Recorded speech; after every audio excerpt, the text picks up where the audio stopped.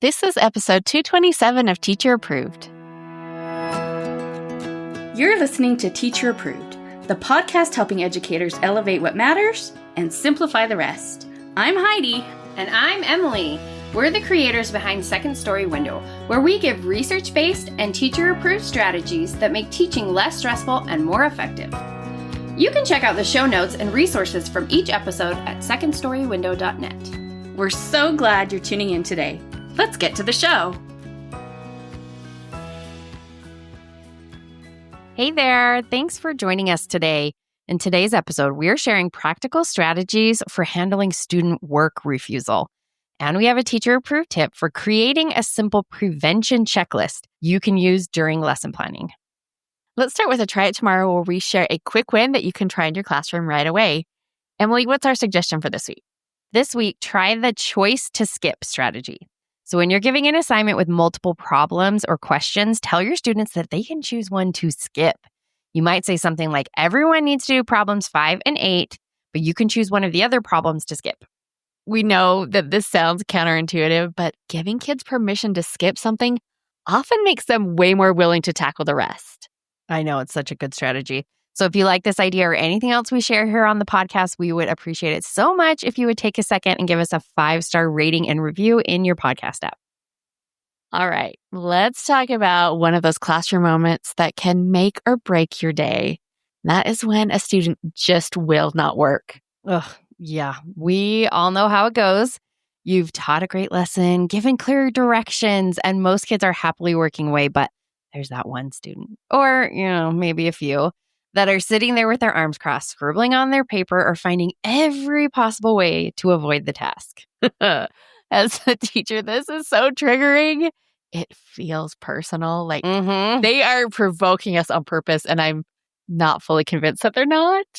Right. But if you only remember one thing from today's episode, we want you to remember this. Work refusal is communication. And even if it feels like what they're communicating is defiance, I promise that it is much more than that. These kids are telling us something, and it's our job as the grown-up, unfortunately, to figure out what that something is. And that does not mean that it is not frustrating, but that does mean there's a lot we can do about it. And let's start with the single most effective way to deal with work refusal, and that is to prevent it from starting in the first place. That is basically our behavior management mantra. What can we do to stop it before it starts? And with work refusal, that really comes down to this. Are your lessons clear, engaging, and broken down in a way that supports student success? And we promise this can be much simpler than it may sound. It just means asking yourself, am I giving students enough opportunities to do the work with me before I expect them to do it on their own? The more you build that in, the less likely you are to hit a wall of refusal when it's time for independent practice. Now, this doesn't mean that you have to hand out a worksheet mid-lesson for your students to work on. There are lots of quick and easy ways to get students thinking and doing while you're teaching without having to get out paper and pencil. If you want lots of examples, go back and check out episode 161, where we talked about how to add active responses to any lesson using choral response, signals, signs, writing, and technology. Now, hopefully, this single step of preparing engaging lessons magically solves all of your work refusal problems before they start. Yeah, please. Fingers crossed. And to help you with that task at the end of this episode, we have a quick checklist that we'll share that you can use to evaluate any lesson before you teach it. Okay, but let's be honest. Even the best, most engaging lesson isn't going to prevent every instance of work refusal. Sometimes what worked great yesterday may totally flop today. So let's get you set up with a toolbox for what to do when, despite your best efforts, work refusal shows up anyway. The first tool is to understand what not to do. Yeah, we want to avoid the don'ts that can take a rough moment and turn it into a full-scale disaster. But if you see yourself in any of these, please be gentle with yourself because it is so easy for this to happen. When kids refuse to work, it triggers some pretty strong emotions, and our first instinct might be to double down or to start threatening consequences, but don't get caught in a power struggle. Right? A power struggle is the absolute least helpful solution to this problem. We are after cooperation, not compliance. The moment it becomes a battle of wills, everybody loses. Our second don't is don't punish, especially by taking away recess. Kids need that movement and the break time, and taking it away will likely cause more problems later in the day, not fewer. And don't assume students are being lazy or difficult on purpose. Even if it seems like 100% that is what is happening, there is usually something else going on. Now, in desperate moments, we know it can be so tempting to resort to bribes. Something like, if you just do this page, you can have extra computer time. But don't do this. Bribes will work in the moment, but they're not solving the underlying issue, and they can actually make work refusal worse over time. The last don't might be the most important. Don't react out of frustration. When you feel that emotional reaction rising up, the irritation, the anger, pause and take a breath before you respond. Regulate yourself first, because whatever you do next will either help the situation or make it a whole lot harder. And really, we know it is so easy to feel triggered in this moment. So please, if you have experienced any of these don'ts in the past, be kind to yourself, because we have all done it. Probably we've all done a whole combination of those.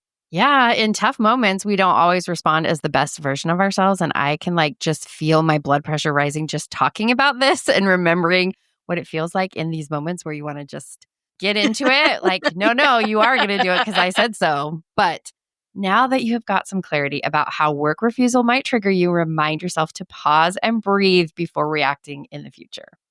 And then once you have avoided that minefield of don'ts, you're in a much better place for the next step in managing work refusal, which is to get curious.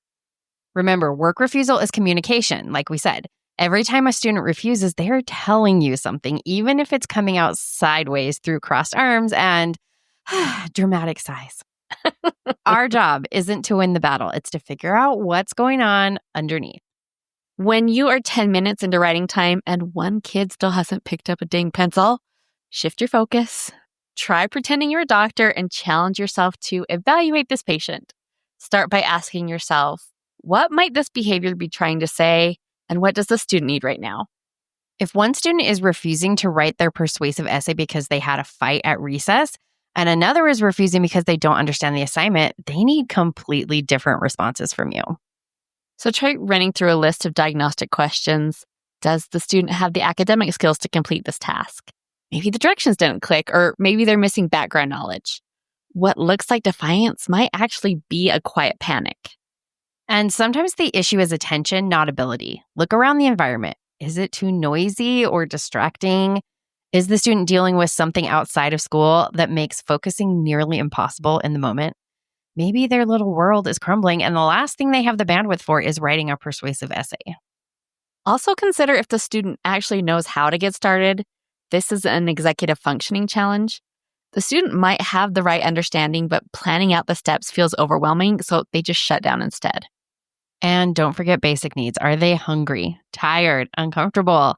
Nobody can do their best work if their body is struggling. Now, if you can't diagnose the problem from the outside, just try asking the student what they need in order to get started. When you approach with curiosity instead of judgment, the student feels seen instead of shamed, and that really changes everything. And curiosity also gives you options. If it's a skill issue, you can scaffold. If it's planning, you can break down the task into smaller steps.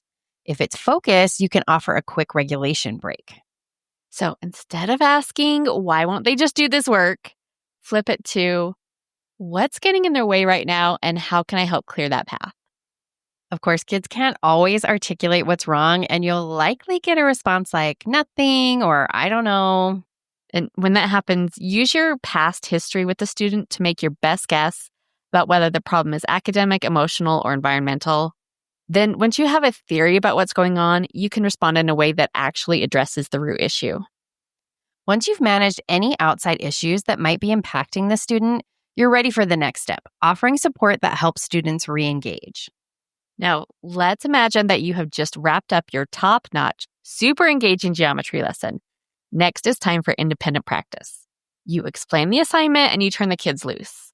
It seems like everyone is getting to work, but then you take a closer look and you notice one kid is drawing Pokemon on his paper, one is playing with the gibbets on her Crocs, and another hasn't even noticed there's a paper on his desk. Ugh, those croc gibbets.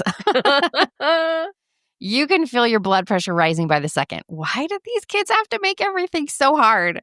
So the first thing is to remember the don'ts. Don't react. Don't get into a power struggle. Take some deep breaths and let your brain reset. And then while you're breathing, get curious. What does each situation need? Use what you know about your past interactions with these kids to diagnose the problem. Are there any deeper academic, emotional, or environmental problems at play? Then address the issues you can and provide the support students need to get started. Maybe the girl with the Crocs just needs a reminder to leave her shoes alone. But if students need more support, we're going to use a tool from Fred Jones' book, Tools for Teaching, called Praise, Prompt, and Leave. Now, I swear by this technique. It can absolutely save you in a tough moment, and it has saved me in plenty of them. So let's talk about how this works in action. You walk over to the desk nearest you, maybe it's the kid drawing the Pokemon pictures, and you find something to praise about what they have done right so far. Now, this might be tricky if all he's done is draw Pokemon pictures.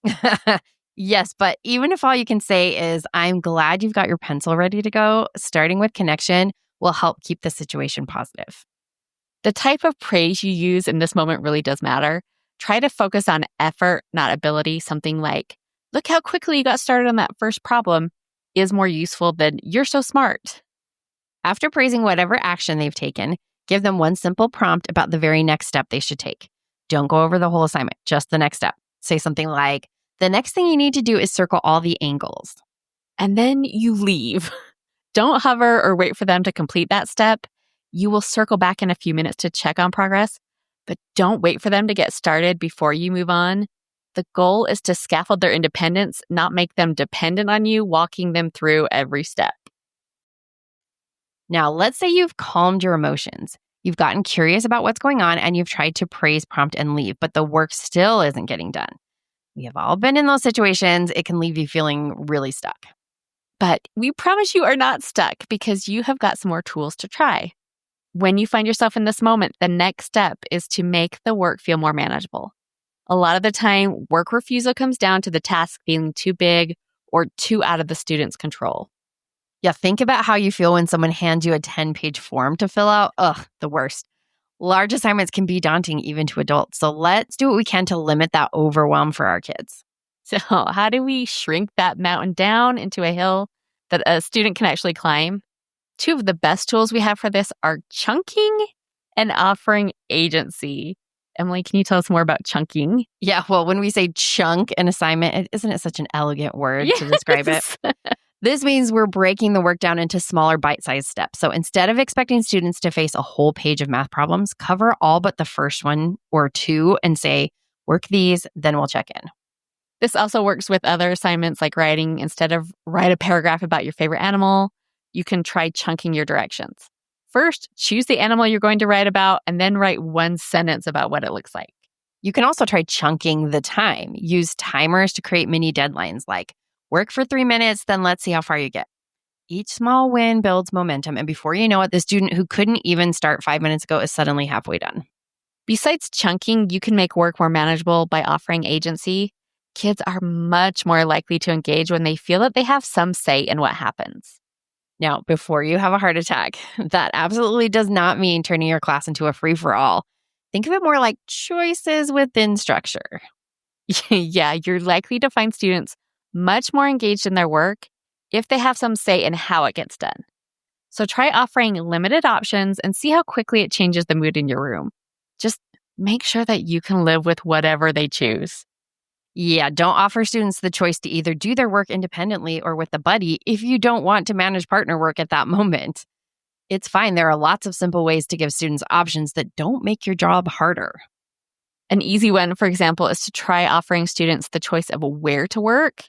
You can stay at your desk or take your paper to the carpet. Or you could work up the top of your desk, or you could turn around and use your chair as a desk. Little tweaks make a big difference. You can also give students the choice of how they work. Can they use pen, pencil, or crayon to complete the assignment? Or maybe give options about the format of their response. You can write this out, type it, or draw your response. One of my favorite options for students, and one of the easiest, was to let them choose the order they do the problems. If it doesn't really affect the outcome, just let them pick. You can start with the first 3 problems or the last 3 problems. It's up to you. And that choice to skip strategy from our Try It Tomorrow fits perfectly in this category. Kids love that one. Honestly, it will make you their favorite teacher. Another way to offer choice is to invite the student into helping solve the situation. Ask them, what part feels hardest, or what would make this feel doable? Empowering students to solve their own problems can be just the nudge they need to turn things around. As helpful and powerful and useful as these tools are, sometimes the wisest decision you can make is just to do nothing. Yeah, as a teacher, you need to learn to recognize when the battle isn't worth it. If anything you try is just going to escalate the situation, just leave it alone. Assuming the child isn't in any danger, a short reset or coming back to it later can be more effective than forcing compliance right now. Maybe they need a few minutes to cool down, or maybe the timing just isn't right. You can always circle back when they're in a better headspace. When things have calmed down and it's time to have that conversation, the most important thing is to listen. Don't jump in with your thoughts about what's happening. Let them talk first. You really might be surprised what you learn. And if work refusal becomes a persistent pattern, that's when you might need to involve other support, school counselors, administrators, or parents. You don't have to solve everything by yourself. Okay, let's do a quick recap of our strategies for handling work refusal. First, prevent it when you can with engaging, well-scaffolded instruction that sets students up for success. When it does happen anyway, avoid power struggles, punishment, or bribes. Regulate yourself first. Get curious about what the behavior is communicating, like is there an academic, emotional, or environmental issue at play? Next, provide support with praise, prompt, and leave. Make the work feel manageable by breaking it down and offering choice within structure. Involve students in collaborative problem solving, and know when it's better just to let it go and come back later. Remember, work refusal is communication, not defiance. You have tools to respond without burning yourself out. These kids aren't trying to make your life difficult. They're trying to tell you something, and now you know how to listen. We would love to hear how these strategies work in your classroom. Come join the conversation in our Teacher Approved Facebook group. Now for our Teacher Approved Tip of the Week, where we share an actionable tip to help you elevate what matters and simplify the rest. This week's Teacher Approved Tip is to create a simple prevention checklist for lesson planning. So tell us about this, Heidi. Well, we mentioned earlier in the episode that prevention is your best strategy for avoiding work refusal. So we want to give you some specific questions that you can ask yourself during lesson planning. These literally take 1 minute to run through, but they can save you 20 minutes of redirecting and reteaching during work time. Here are the questions. First, academic readiness. Can most of your students do this independently after your guided practice? Is there a clear model or example they can refer to? What's the hardest part of this task, and have you taught that piece well enough? Next, engagement and motivation. Why would a student care about this assignment? Is there any choice, movement, or novelty built in? Can you explain the why behind this work in kid-friendly terms? Then, overwhelm prevention. Does this look doable at first glance, or does it look like a lot? Can you break this into smaller chunks or steps? How long will this realistically take your slowest worker? Also, consider environment and logistics. Do students have everything they need to complete this? Are there too many distractions happening during this work time? Is this the right time of day for this type of task? And finally, differentiation reality check. What will your struggling learners do when they get stuck? What will your fast finishers do so they don't become distractions? Do students understand what being done with this assignment looks like? And here is my favorite question of all. If you were tired and this assignment landed on your desk right now, would you want to do it? If the answer is no, your students probably won't want to do it either. These questions help you catch potential work refusal before it happens. And honestly, they make your teaching more engaging for everyone, not just the kids who might refuse to work. We will put the full checklist in the show notes so that you can reference it easily during planning time. To wrap up the show, we're sharing what we're giving extra credit to this week. Emily, what gets your extra credit? I'm giving extra credit to No-Co Cookie Cakes on Instagram. She's also on TikTok. I randomly stumbled on her account like a month ago, and I got sucked in watching these videos. So it's this woman who last year, I believe, lost her job. And I don't really understand why, but she got this idea of making cookie cakes. So she's making just like a big chocolate chip cookie rectangle, sheet pan, and then using frosting to decorate it. But she is not a decorator. She's not really good at writing or drawing anything. So already like the outcome is hilarious, but the best part is she does a voiceover of the recording of her, the sped up, clip edited version of her making this cake. And it just delights me. She's hilarious. I saw on her Instagram, she described herself as a cookie cake comedian. And I was like, yeah, that's accurate. I wish I lived in Colorado. I'd get myself a cookie cake so that she could make fun of me while she makes it. Cause she always makes fun of like what people request on their cake or laments, why do people keep making me write things and things anyway. And the other funny thing is she says all the time that she doesn't like frosting. Like she would not want to eat one of these cakes, which makes it even funnier. It's so good. If you need a laugh, I will link to it in the show notes. NoCo cookie cakes. It's Highly so recommend. I did see though today, I don't know if you saw this, she hurt her hand. Oh no. She hasn't been able to decorate her cakes. No, I haven't seen that. Yeah. What a tragedy. I know. So everyone's a bit concerned. Hopefully NoCo can continue. Yes, please. I'll have to check in on that. What are you giving extra credit to, Heidi? Well, I'm giving extra credit to the picture book, A Fall Day for Bear by Bonnie Becker. I love these bear books so much. It's about like a grumpy, surly, just want to be on his own introvert bear and a peppy, extroverted mouse who adopts him as his best friend. Against his will. Yeah. And so they have all kinds of hijinks together. A fall picture book is always a win. And then this is just so cute. And this one, though, it's a bit of a role reversal because Mouse is having a really bad day. And so Bear has to step up to cheer him up. So it's very sweet. It's a perfect book for fall. I know we did some vocabulary for Christmas for Bear and Mouse. I think we have a vocabulary resource. Yes. So if you have not met Bear and Mouse, this is the moment. You need to jump on that. Yeah, and I did not know about this new book, so I'm excited to check it out. Very cute. That is it for today's episode. Remember, work refusal is communication. Your job isn't to force compliance. It's to figure out what your students need and to help them get there. Try our strategies for handling work refusal with curiosity instead of frustration. And don't forget our teacher-approved tip for creating a prevention checklist during lesson planning. We hope you enjoyed this episode of Teacher Approved. I'm Heidi. And I'm Emily. Thank you for listening. Be sure to follow or subscribe in your podcast apps so that you never miss an episode. You can connect with us and other teachers in the Teacher Approved Facebook group. We'll see you here next week. Bye for now. Bye.